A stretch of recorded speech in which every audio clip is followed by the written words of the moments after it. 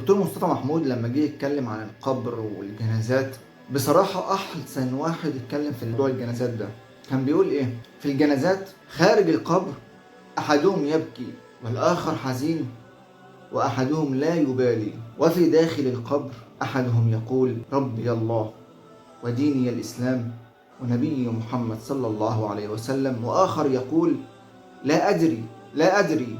خارج القبر يحكمون إغلاق القبر كأنهم خايفين إن اللي موجود في القبر ده يقوم يطلع ويمشي تاني.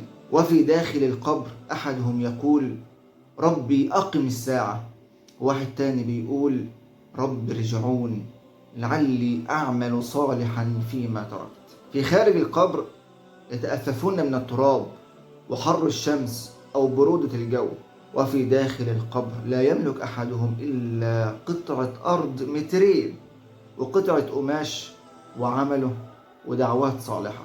في خارج القبر لا تكاد تمضي ربع ساعة إلا وقد رحل الزوار والمكان خلي تماما من أي زائر.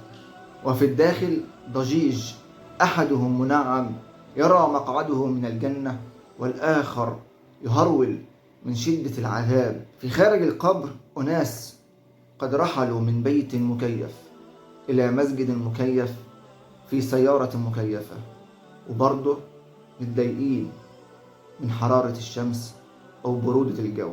وفي داخل القبر يسمع نعل أحبته وهم ماشيين، أحدهم ينعم والآخر في نكد. أفي النعيم المقيم نحيا أم في العذاب نشقى؟ لمثل هذا فليعمل العاملون لا نجاة من الموت.